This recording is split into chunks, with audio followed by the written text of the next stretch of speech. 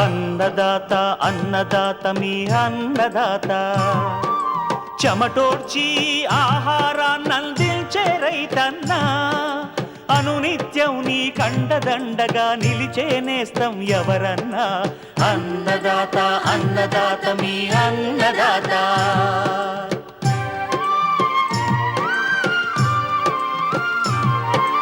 నూతన రీతుల సాగుబడికి, నూరింతలు పెరిగే దిగుబడికి సూచనలిచ్చే సస్య రక్షణకు, పశు పోషణకి శాస్త్ర విజ్ఞానం అందించి ముందుకు నడిపే తెలుగు రైతు భారతదేశానికి మకుటం అయ్యేలా తీర్చిదిద్దే ఆశయంతో మిమ్ము మేలు కొలిపేది అన్నదాత. అన్నదాత అన్నదాత మీ అన్నదాత. అన్నదాత అన్నదాత మీ అన్నదాత. అన్నదాత ప్రేక్షకులకు నమస్కారం. ఈనాటి ముఖ్యాంశాలు: వరి సాగుకు ముందు పంట పొలాల్లో రైతులు తీసుకోవాల్సిన జాగ్రత్తలు, ప్రతి పంటలో కలుపు యాజమాన్యం,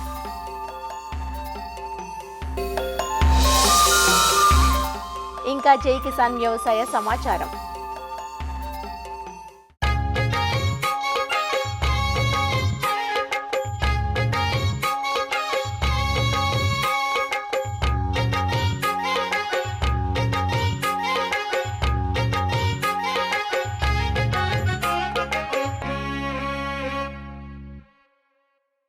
వరి సాగు చేసే రైతులు భూమి తయారీ, నారుపోత వంటి పనుల్లో నిమగ్నమయ్యారు. అయితే ఈ ఏడాది ఎల్ నినో వాతావరణ పరిస్థితుల నేపథ్యంలో ఖచ్చితమైన నీటి వసతి ఉన్న రైతులు మాత్రమే వరి సాగుకు వెళ్లడం మంచిదని, లేదంటే ప్రత్యామ్నాయ ఆరుతడి పంటలు సాగు చేయడం మంచిదని ఇప్పటికే శాస్త్రవేత్తలు సూచించడం జరిగింది. తప్పనిసరిగా వరి సాగు చేపట్టే రైతులు మాత్రం ఎల్ నినో పరిస్థితులను దృష్టిలో ఉంచుకుని నేలను సారవంతం చేసే PMDS విధానం, కొయ్యకాలను భూమిలోనే కుళ్ళింపచేసే విధానాలతో పాటు అనుకూలమైన రకాలతో నారుమడి పెంచుకోవాలంటూ రైతులకు సూచనలు అందిస్తున్నారు పశ్చిమ గోదావరి జిల్లా ఉండి కృషి విజ్ఞాన కేంద్రం programme coordinator doctor N Mallikarjunarao. ఈ గోదావరి డెల్టాలో ఈ సంవత్సరం మనకి ఎల్ నినో ప్రభావం అనేది కనిపిస్తుందని చెప్తున్నారు. అయితే ఈ ఎల్ నినో ప్రభావం వల్ల వర్షపాతం అనేది తక్కువ రావడం కూడా జరుగుతుంది. అదే కాకుండా అనీవెన్ రైన్ఫాల్ కూడా డిస్ట్రిబ్యూషన్ కూడా ఉండడం అనేది జరుగుతుంది. కాబట్టి రైతాంగం ముందుగానే కొన్ని జాగ్రత్త చర్యలు కూడా తీసుకోవాలి. ముఖ్యంగా మనము పొలం అంతా కూడా ఎప్పుడూ కూడా ఒక పంటతోటి కవర్ అయ్యేలాగా చూసుకుంటా ఉండాలి. అయితే దీనికి PMDS pre monsoon dry sowing అని చెప్తా ఉన్నాము. అంటే ఇదివరకు నవధాన్యాలను వేసేవాళ్ళు. అయితే ఇప్పుడు నవధాన్యాలు 9 రకాలే కాకుండా ఇంకా ఒక 20 రకాలు, 18 నుంచి 20 రకాలు కూడా విత్తనాలను కలిపి అది కిట్లుగా తయారు చేసి ఇలాగ న్యాచురల్ ఫార్మింగ్ వాటి ద్వారా కూడా కొంతమంది ఎక్కువ ప్రచారం చేస్తున్నారు. కాబట్టి అలాంటి PMDS అనే దాని విత్తనాన్ని కనుక మనం నాటుకున్నట్లయితే దుక్కి వేసిన వెంటనే నాటుకుంటే వర్షాలకి తర్వాత నీటి సదుపాయం ఉంటే నీరు కూడా పెట్టుకోవచ్చు. అయితే ఎప్పుడు కూడా భూమి మీద ఒక ఆచ్ఛాదనలాగా మనకి మల్చిలాగా పనిచేస్తుంది. కాబట్టి నేల ద్వారా కూడా నీరు ఆవరవడం కూడా తగ్గుతూ ఉంది. అంతేకాకుండా నేలకు కావాల్సిన అనేక పోషకాలు కూడా మనకి మొక్కలకి అందడానికి అవకాశం ఉంటుందండి. నవధాన్య విత్తనాలు అది కనుక దొరకని పక్షంలో ఏదైనా కానీ 1-2 రకాల పచ్చిరొట్ట ఎరువులను కూడా వేసుకుని కలిగి దున్నడం అనేది కూడా చాలా ముఖ్యమైన అంశం. అంతేకాకుండా ఇంకొక ముఖ్యమైన అంశం ఏంటంటే ఇటు దాళబా కోతలు అయిపోయిన తర్వాత గడ్డి మనం దున్నడానికి అడ్డుగా ఉంటుందని, అయితే ఈ ట్రాక్టర్ చక్రాలకి చుట్టుకుంటుందని చెప్పేసి గడ్డిని కాలుస్తున్నారు. అయితే గడ్డి మంచి పద్ధతి కాదు. ఈ గడ్డిని కాల్చడం వల్ల మనకి చాలా ముఖ్యమైన పోషకాలన్నీ కూడా పోతూ ఉన్నాయి. అంతేకాకుండా నేలలో మనకు ఉపయోగపడే సూక్ష్మజీవులు కూడా చాలా కూడా అంతరించిపోతున్నాయి. కాబట్టి గడ్డిని ఎట్టి పరిస్థితుల్లో కూడా కాల్చకూడదు. దీన్ని కుళ్ళడానికి ఒకసారి మనము దున్నుకున్న తర్వాత, వేసవి దుక్కులు చేసిన తర్వాత, నీళ్లు పెట్టిన తర్వాత మనకి కూడా కొన్ని డికంపోజర్స్ అని మార్కెట్లో అందుబాటులో ఉన్నాయి. ఈ డికంపోజర్స్ ఒక ప్యాకెట్ని 200 లీటర్ల నీటిలో కలిపి దానికి 2 కేజీల బెల్లం కనుక కలిపి రోజు కనుక తిప్పుతున్నట్లయితే ఒక వారం రోజుల తర్వాత బాగా బ్యాక్టీరియా కలిగిన ఒక డికంపోజర్ అనేది తయారవుతుందండి. అయితే ఈ డికంపోజర్లో మనకి చాలా సూక్ష్మజీవులు ఉంటాయి, ఉపయోగపడే బ్యాక్టీరియా ఉంటాయి. ఇవి గడ్డిని కానీ ఇతర సేంద్రీయ పదార్థాన్ని కూడా బాగా కుళ్ళించి మనకి బాగా మంచి న్యూట్రియంట్స్ కూడా మనకి పోషకాలు మొక్కలకు అందేలా చేస్తాయి. కాబట్టి రైతాంగం తప్పనిసరిగా ఈ డెకంపోజర్స్ వాడకాన్ని అలవాటు చేసుకోవాలి. అంతేకాకుండా పొలాన్ని శుభ్రంగా చేసుకోవడం అనేది చాలా ముఖ్యమైన అంశం. ఎందుకంటే ఎలకలు లాంటివి కూడా ఎక్కువ కూడా ఈ మెయిన్ ప్రధాన గట్ల మీద కూడా ఆవాసం ఏర్పరచుకోవడము, తర్వాత ఇటు నారుమడికి అలాగే ప్రధాన పొలానికి కూడా నష్టం కలుగు చేస్తూ ఉంటాయి. కాబట్టి ఎలకల నివారణ అనేది మనం ముఖ్యం. గట్లు సాధ్యమైనంత వరకు చిన్నవిగా పెట్టుకుంటే మనము ఈ ఎలకలు ఆవాసం ఏర్పరచుకోవడానికి తక్కువ అవకాశం ఉంటుంది. అదొకటి.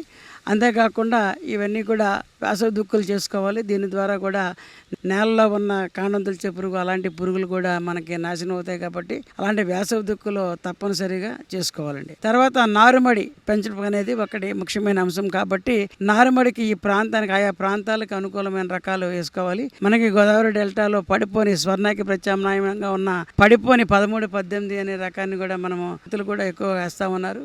అయితే ఆరోగ్యవంతమైన నారుమడి కూడా పెంచుకోవాల్సిన అవసరం ఉంది. దీనికి విత్తన శుద్ధి అనేది తప్పనిసరిగా చేసుకుంటూ ఉండాలి.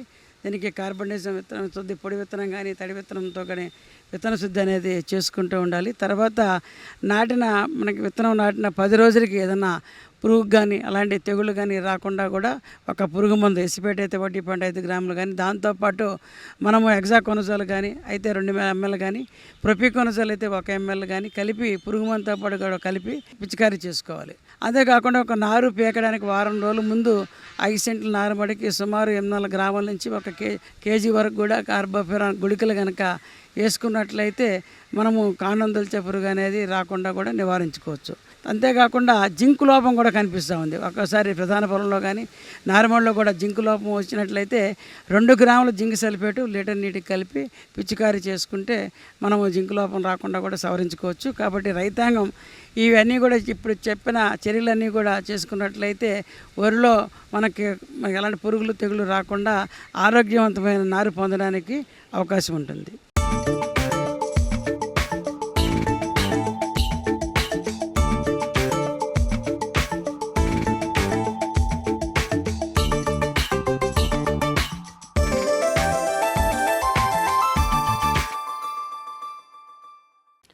ఇరు తెలుగు రాష్ట్రాల్లో అత్యధిక విస్తీర్ణంలో సాగయ్యే వాణిజ్య పంట ప్రత్తి. ప్రత్తి దాదాపు 6 నెలల పాటు సాగయ్యే దీర్ఘకాలిక పంట. అంతేకాక వర్షాకాలంలోనే ఈ పంటను సాగు చేయటం, వరుసల మధ్య ఎడం ఎక్కువగా ఉండడం వంటి కారణాల వల్ల రకరకాల కలుపు మొక్కలు సమస్యగా మారతాయి. కలుపు మొలవక ముందు, కలుపు మొలిచాక వాడదగ్గ కలుపు మందులు ఈ మధ్యకాలంలో అందుబాటులోకి వచ్చాయి. వీటిలో గడ్డి జాతికి, వెడల్పాకుకు, తుంగకు మందులున్నాయి. కేవలం కలుపు రసాయనాలనే వాడడం కాకుండా అంతర కృషి, అంతర పంటల సాగు వంటి ఇతర పద్ధతులకు ప్రాధాన్యం ఇవ్వాలి. ప్రతి పైరులో కలుపు జాతులను బట్టి సిఫార్సు చేస్తున్న కలుపు మందుల గురించి హైదరాబాద్లోని విశ్రాంత కలుపు నిపుణులు డాక్టర్ ఏ సుబ్రహ్మణ్యేశ్వరరావు నుంచి తెలుసుకుందాం. ఈ ప్రత్తిని ఇప్పుడు రకరకాల ప్రాంతాల్లో రకరకాలుగా ఉంది. కొన్ని ప్రాంతాలు విత్తనేస్తున్నారు, కొన్ని ప్రాంతాల్లో ఆల్రెడీ విత్తి ఉన్నది. కలుపు అనేది కూడా ముఖ్యమైనటువంటి సమస్య. ఈ ప్రత్తి కనుక చూసుకుంటే ఇందులో కలుపు రావడానికి కారణాలు చూసుకుంటే ఏంటంటే, ఒకటి వరుసల మధ్యన ఎడంగం ఎక్కువగా ఉంటాం. రెండోది ఏంటంటే ప్రత్తి ప్రాథమిక దశలో చాలా నెమ్మదిగా పెరుగుతూ ఉంటుంది. మూడోది ఏంటంటే కారణం అవసరానికి మించి ఎరువులు ఎక్కువగా వాడుతూ ఉంటారు. ఈ 3 కారణాల వలన మనకి ప్రత్తిలో ఈ కలుపు యాజమాన్యం అనేది చాలా ఇది. ఇక్కడ కూడా గడ్డి జాతి మొక్కలు ఎక్కువగా చూసుకుంటే మనకి ఈ చిప్పిరి గడ్డి కానివ్వండి, గరిక, అట్లాగే రెల్లు గడ్డి కానీ ఇటువంటి రకరకాల మొండి జాతి మొక్కలు, ఊద, ఇవన్నీ కూడా దోమకాలు గడ్డి, నక్షత్ర గడ్డి, గడ్డి జాతి మొక్కలు, తుంగ కూడా వస్తూ ఉంటుంది. అయితే ఇంకా వెడల్పాటాకు మొక్కలు చూసుకుంటే ఇక్కడ ఎక్కువగా గురుగు, మెట్ట పంటల్లో కాబట్టి ఇది ఎక్కువగా మెట్ట పైరుగా ఉంటుంది కాబట్టి గురుగు, అట్లాగే చెంచలాకు, చదరాసి కూర, బొక్కెనాకు, గాడిద గరపాకు, ఇట్లా రకరకాలైనటువంటి వెడల్పాటాకు మొక్కలు ఎక్కువగా వస్తూ ఉంటాయి. కలుపు తీయవలసినటువంటి కీలక సమయం చూసుకుంటే ప్రత్తి విత్తిన 60 రోజులు అంటే 2 నెలల వరకు కూడా మనం కలుపు లేకుండా చూసుకోవాల్సినటువంటి అవసరం ఉంది. ఇక్కడ కలుపు యాజమాన్యం మనకి 2-3 దశల్లో కూడా చేసుకోవచ్చు. ఒకటి ఏంటంటే ప్రత్తి విత్తిన వెంటనే కలుపు రాకుండా చేసుకోవడానికి ఎకరానికి 1.2 లీటర్ల పెండిమిథిలిన్ అనే ముందు, అట్లాగే పెండిమిథిలిన్ 38.7% అనేది కనుకైతే ఇది కూడా మనం చేసుకోవచ్చు. అట్లాగే మెటలాక్లోర్ అనే మందు కూడా ఎకరానికి 600 ml వరకు కూడా ఈ మందులన్నీ కూడా ప్రత్తి విత్తిన వెంటనే 24 నుంచి 48 గంటల్లో కలుపు రాకుండా చేసుకోవాలి. ఇక ఆ తర్వాత 20-25 రోజుల కాంచి నా దృష్టిలో అయితే అసలు ప్రత్తిలో కలుపు మందులు వాడవలసినటువంటి అవసరం లేదు. ఎందుకంటే వరుసల మధ్యన 90 నుంచి దాదాపుగా 1.2 మీటర్ల వరకు కూడా మనకి వెడల్పు ఎక్కువగా ఉంటుంది కాబట్టి, ఈ వరుసల మధ్యన ఎడం ఎక్కువగా ఉంటుంది కాబట్టి సాధ్యమైనంత వరకు అంతర్కృషి చేసుకుంటే 2 నుంచి 3 సార్లు 15-20 రోజుల వ్యవధిలో అంతర్కృషి చేసుకుంటే కలుపును సమర్థవంతంగా నిర్మూలించుకోవచ్చు. అటు నేల గుల్లబారి బాగా వేరు కూడా అభివృద్ధి చెందుతుంది, ప్రతి మొక్క బాగా డెవలప్ అవుతుంది. ఈ వర్షాకాలంలో ఇంకొకటి ముఖ్యమైన సమస్య ఏంటంటే పర్టికులర్గా ఈ బరువైన నేలల్లో వర్షం పడినప్పుడు 10 నుంచి 15 రోజుల వరకు కూడా మనం అంతర్కృషి చేసుకోవడం కుదరదు. అటుంటప్పుడు ఏంటంటే రైతులు ఖచ్చితంగా ఈ కలుపు మందుల వైపు మొగ్గు చూపుతున్నారు. వెనకటి రోజుల్లో అయితే మంచి మందులు లేక రైతులు ఈ పెరాక్వాట్ లాంటి మందుని డోమ్ పెట్టి కొట్టుకునేవాళ్ళు. కానీ ఇప్పుడు మనకి మంచి చక్కటి మందులు అందుబాటులో ఉన్నాయి. కేవలం గడ్డి జాతి మొక్కలు కనుక ఎక్కువగా ఉంటే కనుక ఈ క్వైజలాఫాప్ ఇతలు కానీ ప్రపాక్వైజాఫాప్ మందులు కనుక వాడుకోవచ్చు. క్వైజలాఫాప్ అంటే టర్గా సూపర్ 400 ml, ప్రపాక్వైజాఫాప్ ఇది. కేవలం వెడల్పాటాకు మొక్కలు కనుక ఎక్కువగా ఉంటే ఫైర్ థయోబ్యాక్ అనేటువంటి మందు ఎకరానికి 1/2 లీటర్ కనుక వాడుకుంటే సరిపోతుంది. ఇది వెడల్పాటాకు కలుపు మొక్కలను శుభ్రంగా నిర్మూలిస్తుంది అనమాట. అలా కాకుండా గడ్డి జాతి మొక్కలు, వెడల్పాటు ఆకు మొక్కలు అన్నీ ఉన్నప్పుడు మాత్రం మనం ఈ దశలో ఏం చేయాలంటే ఈ క్వైజలాఫాప్ అనే మందు 400 ml, అట్లాగే ఫైర్ థయోబ్యాక్ హిట్ వీడ్ అనే మందు 250 ml, 2 కలుపుకుని కూడా మనం పిచికారీ చేసుకుంటే అటు గడ్డి జాతి మొక్కల్ని, వెడల్పాటు ఆకు మొక్కలను చూస్తాం. అట్లాగే ఫైర్ థయోబ్యాక్తో పాటుగా ఈ ప్రపాక్వైజాఫాప్ అనేటువంటి మందు కూడా ఉంటుంది. ఇది ఎజిల్ సొసైటీ అనే పేరుతో మార్కెట్లో దొరుకుతుంది. ఈ మందుల మిశ్రమం చేసుకుంటే మనకి ప్రతికి ఎటువంటి ఇబ్బంది లేకుండా చేసుకోవాలి. అయితే మార్కెట్లో ఇప్పుడు ఏంటంటే రైతుకు కలుపుకోవడానికి ఇబ్బంది లేకుండా డైరెక్ట్గా కలిపినటువంటి మందుల మిశ్రమం కూడా మార్కెట్లో హిట్ వీడ్ మ్యాక్స్ అనేటువంటి పేరుతో దొరుకుతుంది. ఇది క్వైజలాఫాప్ ఇథైల్ ప్లస్ ఫైర్ థయోబ్యాక్ అనే మందు. ఇది ఎకరానికి 500 ml మందుని పిచికారీ చేసుకుంటే 2 మందుల్ని కలుపుకోకుండా కంపెనీ వారు రెడీగా ఉన్నాయి కాబట్టి మార్కెట్లో రెడీగా దొరుకుతుంది. కాబట్టి ఈ హిట్ వీడ్ మ్యాక్స్ అని, డోజా మ్యాక్స్ అని రకరకాల పేర్లతో దొరుకుతుంది. ఇది తెచ్చుకుని కనుక మనం పిచికారీ చేసుకుంటే ప్రతికి ఎటువంటి ఇబ్బంది లేకుండా ప్రతిలో వచ్చేటువంటి అన్ని జాతి కలుపు మొక్కల్ని కూడా సమర్థవంతంగా నిర్మూలించు. అయితే తుంగను మాత్రం ఇదేది కంప్లీట్గా కంట్రోల్ చేయలేదు. ఇంకొకటి ఏంటంటే ఈ మందు 2-3 సార్లు కూడా అవసరమైన వాతావరణ పరిస్థితులను బట్టి 20 కానీ 40, 60 రోజుల కూడా అవసరమైతే కనుక మనం పిచికారీ చేసుకోవచ్చు. ఈటీవీ అన్నదాత కార్యక్రమం మరి 30 సంవత్సరాలు పూర్తి చేసుకున్న సందర్భంగా వారికి ప్రత్యేక శుభాకాంక్షలు. భారతదేశం కావచ్చు, తెలంగాణ కావచ్చు, రైతే రాజుగా పేర్కొంటున్న మరి ఈ తెలంగాణ ప్రాంతంలో ఈటీవీ కార్యక్రమం వల్ల అందరూ అన్నదాతలకు మరి ఎప్పటికప్పటికి నవీన విజ్ఞానం దానిపైన మంచి అవగాహన కల్పించుకుంటూ ఇప్పుడు రైతు యొక్క వ్యవసాయం కూడా మారింది ఈ యొక్క కార్యక్రమం ద్వారా. కాబట్టి వారికి ప్రత్యేకమైన శుభాకాంక్షలు తెలుపుకుంటున్నాను. అన్నదాత 30 వసంతాలు పూర్తి చేసుకొని ముందుకు వెళ్తున్న సందర్భంలో అన్నదాత ఈటీవీ ప్రోగ్రాంకి శుభాకాంక్షలు తెలుపుతున్నాను. అదేవిధంగా దీంట్లో అన్నదాత ప్రోగ్రాంలో వచ్చేటువంటి పంటలపై యాజమాన్య పద్ధతులు కావచ్చు, పరిజ్ఞానం కావచ్చు, సాంకేతిక పద్ధతులు కావచ్చు, ప్రతి పంటపై కావచ్చు, చేపల పెంపకం కావచ్చు, తేనెటీగల పెంపకం కావచ్చు, అదేవిధంగా కోళ్ళ పెంపకం కావచ్చు, అన్నిటిపైన మంచి విషయ పరిజ్ఞానం తెలుపుతూ ముందుకెళ్తుంది. కాబట్టి మరోసారి ధన్యవాదాలు తెలుపుతున్నాను. ఇదే విధంగా కొనసాగాలని, ఎన్నో ఇలాంటి మంచి పరిజ్ఞానాన్ని రైతులకు అందించాలని యాజమాన్యాన్ని కోరుతున్నాను. ఈటీవీ అన్నదాత కార్యక్రమం మనకి 30 సంవత్సరాల క్రితం మొదలుపెట్టి రామోజీరావు గారు చాలా సక్సెస్ఫుల్గా దాన్ని ఈరోజు కూడా కంటిన్యూ చేస్తున్నారు. అది రైతు సోదరులందరికీ కూడా ఎంతో ఉపయోగకరమైన కార్యక్రమం. వ్యవసాయం కానీ, పశుపోషణ, అన్ని రకాలుగా హార్టికల్చరు, అన్ని విభాగాల్లో కూడా శాస్త్రవేత్తల చేత చాలా రెగ్యులర్గా ఎక్కువ మంది వీక్షకులు, రైతు సోదరులకి లాభదాయకమైన ప్రోగ్రామ్ని కండక్ట్ చేస్తున్నందుకు ఈటీవీ వారికి నా అభినందనలు. 4 సంవత్సరాల నుంచి ఆర్గానిక్ ప్రొడక్ట్ సర్టిఫికేషన్ అథారిటీ గురించి కూడా, ఆర్గానిక్ క్రాప్స్, ఎన్పిఓపి సర్టిఫికేషను, ఇండిగ్యాప్, వీటి మీద కూడా చాలా ప్రోగ్రామ్స్ అన్నదాత వాళ్ళు రైతు సోదరులకు అందిస్తున్నందుకు ఈటీవీ వారికి మరొకసారి నా అభినందన తెలియజేస్తున్నాను. ఈ ఆధునిక వ్యవసాయ పద్ధతులు, digitisation in agriculture, artificial intelligence in agriculture కూడా వీటిలో భాగం చేసుకొని ఆ ఎక్స్పర్ట్స్ చేత కనుక చెప్పిస్తే మనకి చాలా ఉపయోగకరంగా ఉంటుంది. ఈటీవీ అన్నదాత 30 సంవత్సరాలు పూర్తి చేసుకున్న శుభ సందర్భంగా వారికి శుభాకాంక్షలు తెలియజేస్తూ, సేంద్రియ పద్ధతిలో వ్యవసాయం చేసి వివిధ రకాల పంటలు పండించి మార్కెటింగ్ చేసుకోవడానికి, కొత్త పద్ధతులను కూడా చూడడానికి, తెలుసుకోవడానికి ఈటీవీ అన్నదాత రైతులకు చాలా ఉపయోగపడ్డది. గత 30 సంవత్సరాల నుంచి ప్రకృతి వ్యవసాయం, సేంద్రియ వ్యవసాయం చేసేటప్పుడు పూర్తిగా నాటావులు, ఒంగోలు ఆవుల్లోకి వచ్చి వాటి మూత్రం, వాటి పేడ, వాటి వ్యర్థ పదార్థాలతోటి చక్కటి వర్మి కంపోస్ట్ తయారు చేయటమే గాక సేంద్రియ పద్ధతుల్లో చేయడానికి కూడా మాకు అన్నదాత చాలా ఉపయోగపడ్డది. ఈ అన్నదాత ప్రోగ్రాం మనం చూసుకున్నట్లయితే గత 30 ఏళ్ళుగా రైతులకి ఎటువంటి వ్యవసాయ రిలేటెడ్ సంబంధించిన సమస్య వచ్చినా కూడా తక్షణంగా మనకు రైతులకు కావాల్సిన విధమైన సొల్యూషన్స్ ఇస్తూ చాలా చక్కగా మన రైతులకు అనేక రకాలుగా ఉపయోగపడుతుందండి.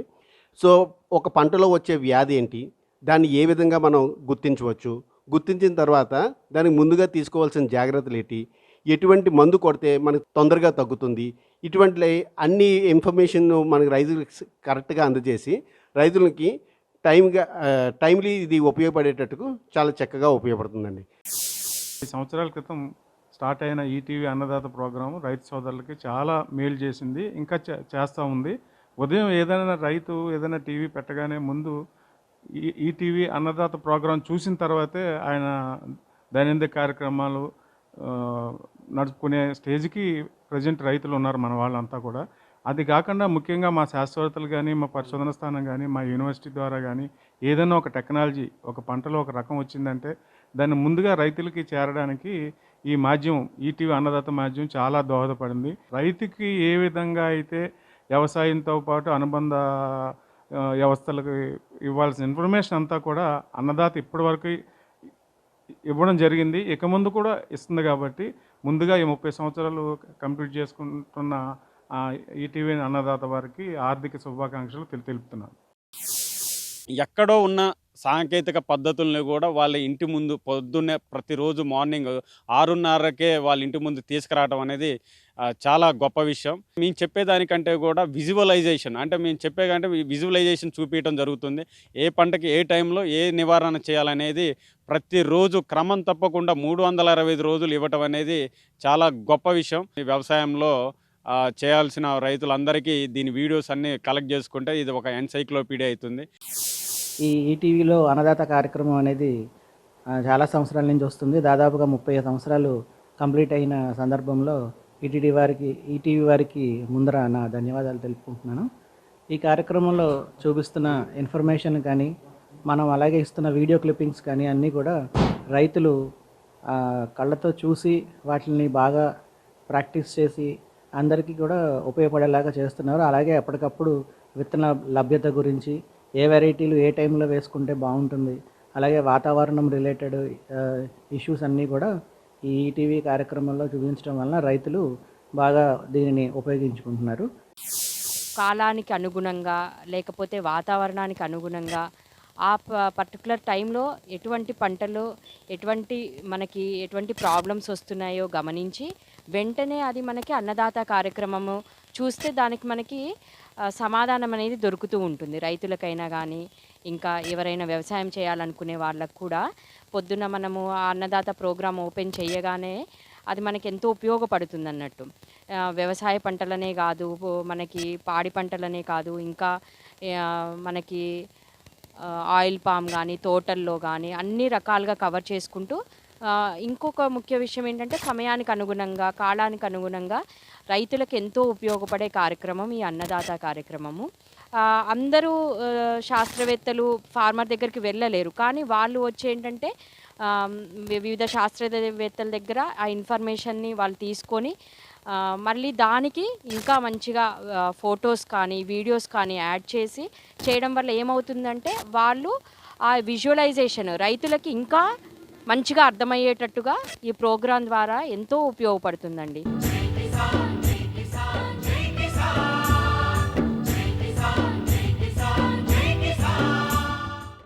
వ్యవసాయ సమాచారం ఇప్పుడు జై కిసాన్లో చూద్దాం. ప్రపంచ జూనోసిస్ దినోత్సవం సందర్భంగా పార్వతీపురం మన్యం జిల్లా కురుపాం పశు వైద్యశాల కార్యాలయంలో పెంపుడు కుక్కలకు ఉచితంగా రేబీస్ వ్యాధి నిరోధక టీకాల కార్యక్రమం నిర్వహించారు. పెంపుడు జంతువుల నుంచి మనుషులకు వ్యాధులు సంక్రమించే అవకాశం ఉన్నందున ప్రతి యజమాని తమ పెంపుడు కుక్కలకు విధిగా టీకాలు వేయించాలన్నారు. ఈ కార్యక్రమంలో పశుసంవర్ధక సహాయ సంచాలకులు, పశు వైద్యులు, సిబ్బంది తదితరులు పాల్గొన్నారు. రైతు సోదరులకు, జంతు ప్రేమికులకు మేము ఈ జూనోసిస్ వ్యాధుల పట్ల అవగాహన కల్పించడం జరిగింది. ముఖ్యంగా ఈరోజు టీకాలు వేసుకోవడం అనేది చాలా అవసరం. ఎందుకంటే ఈ రోజుల్లో మనకి జంతువుల నుంచి మనుషులకు చాలా ప్రాణాంతకమైన వ్యాధులు సంక్రమిస్తున్నాయి. అందువలన ఈ సంక్రమిత వ్యాధుల పట్ల ఈ జంతు ప్రేమికులు, ఈ రైతు సోదరులు అనేది అవగాహన పెంచుకోవడం చాలా అవసరం. యాంటీ ర్యాబిస్ పెంపుడు కుక్కలకు టీకాలు అనేది వేయడం జరిగినది. పశువుల నుంచి మనుషులకి సంక్రమించే వ్యాధులు నివారణ కోసం మనం టీకాలు వేయడం జరుగుతున్నది. దాంట్లో భాగంగా రేబీస్ చాలా ఇంపార్టెంట్గా మనకి రేబీస్ పెంపుడు కుక్కల్లో అలాగే పిల్లల్లో కనిపిస్తూ ఉంటాయి. ఆ వ్యాధి ఒకసారి సోకిన తర్వాత మనం దాన్ని నివారించడానికి ఏమీ ఉండదు. అందుకే ముందు జాగ్రత్తగానే ఈ వ్యాక్సినేషన్ అనేది చేయడం జరుగుతుంది.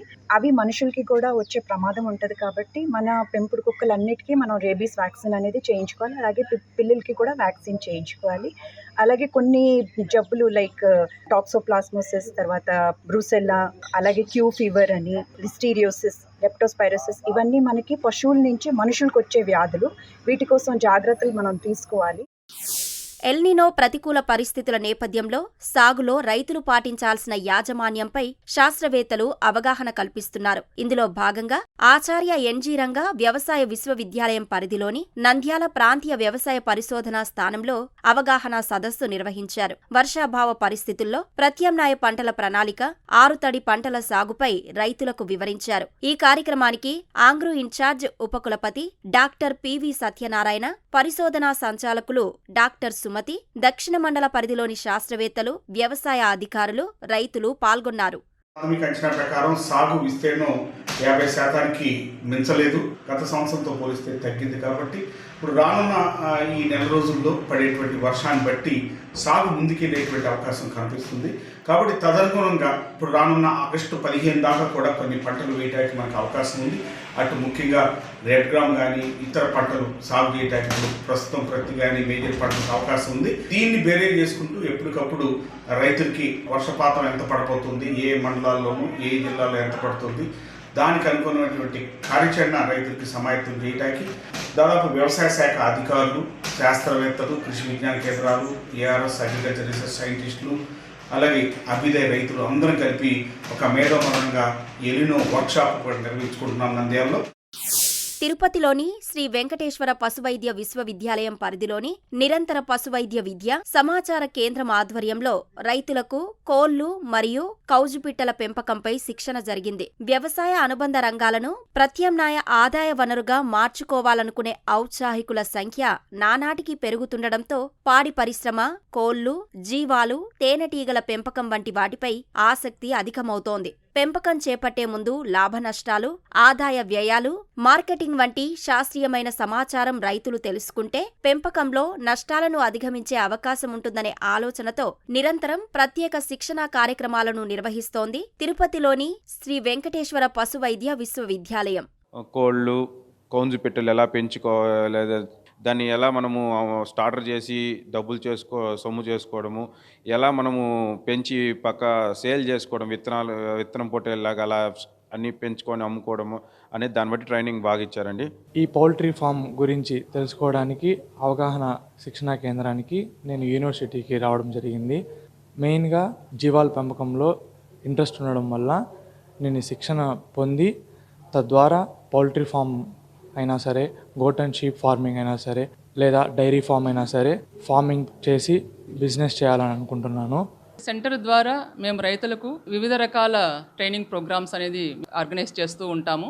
పందుల పెంపకం గురించి కానీ, జీవాల పెంపకం గురించి కానీ, లేదంటే పెరటుకోళ్ళు, లేదంటే బ్రాయిలర్స్ పెంపకం గురించి కానీ, సో సైంటిఫిక్ విధానాల్లో ఎలా పెంచాలి అన్న ఒక దాని ద్వారా ట్రైనింగ్ ప్రోగ్రామ్స్ అనేది ఆర్గనైజ్ చేస్తూ ఉంటాము. నిరంతరంగా మేము ఈ ట్రైనింగ్ ప్రోగ్రామ్స్ అనేది 3 రోజులు 5 రోజులు అన్నట్టుగా ఒక స్కిల్ డెవలప్మెంట్ ట్రైనింగ్ ప్రోగ్రామ్స్ అనేది ఆర్గనైజ్ చేస్తూ ఉన్నాము.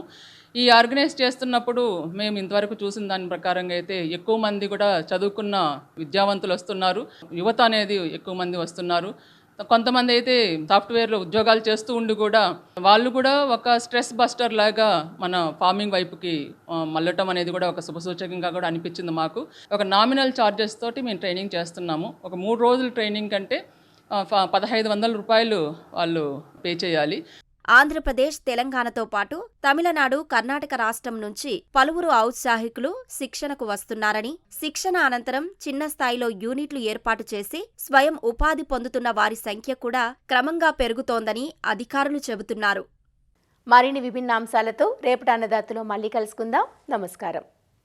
అన్నదాతలు తమ సందేహాలు, సమస్యలను 18004254085 టోల్ ఫ్రీ నంబర్లో ఉదయం 10 నుంచి 11 గంటల మధ్య పని దినాలలో సంప్రదించగలరు.